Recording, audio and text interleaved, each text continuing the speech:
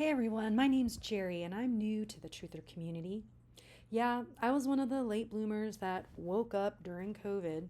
I was so fucking asleep, it had to take a worldwide takeover of a man made pandemic to wake me the fuck up. I was living in San Francisco, home of the Church of Satan, and before that, New York City, so I have my excuses. And by the way, don't worry, I didn't use AI to make this set. These jokes were written by me, a female comedian, so they won't be that funny. Maybe some of the jokes will make you mildly smile, but you won't completely laugh out loud. So, anyway, here I am, awakening. And at first I thought, wow, the controlling class is the problem. Fuck those Illuminati, people over there. I have to stop them. So I started by joining the natural law community. I got familiar with Mark Passio's work. Who knows who that is? Anyone familiar with his work? I'm filming this, so I'm pretending to ask you as if you're listening to me live. And I am now facing my worst nightmare of any comedian, having an audience not laugh at any of my jokes. And I'm still alive. Thank you so much for helping me through that fear. You're the best imaginary audience I've ever had. So, anyway, I started listening to his work and then I realized, wait a second, I can't just get mad at the people at the top of the pyramid. The pyramid power structure wouldn't exist if there weren't all these little bricks laying the foundation for those at the top. And then I realized I'm the piece of shit brick that I'm railing against. I need to be the one to not give my brick power to this structure. And so what did I do?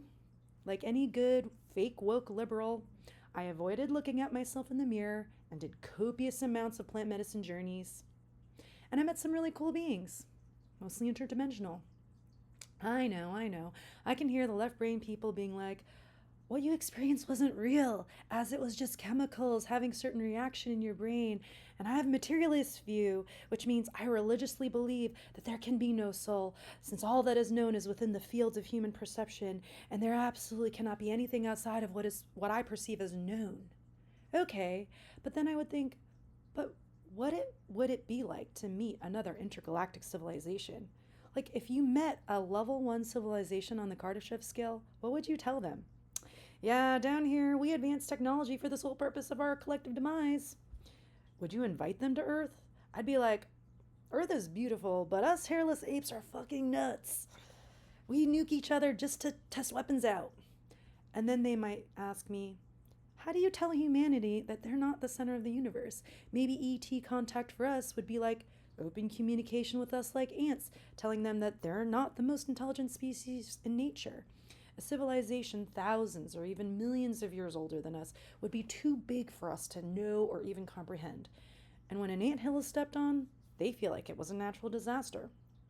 And then I'd be like, dang, you right. Don't get me wrong, I'm not saying any civilization visiting us would be here to save us. If I were visiting here, I'd be like, who would want to babysit 8 billion babies? I don't even want to babysit these babies.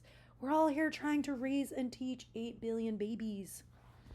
So, I've been meditating a lot lately, and every time I feel like I've achieved a sense of unity consciousness, I'll get worked up about how impossible it seems to change humanity's condition. Maybe the only thing I can do is keep podcasting and networking and trying to make a dent in the false programming in people's minds.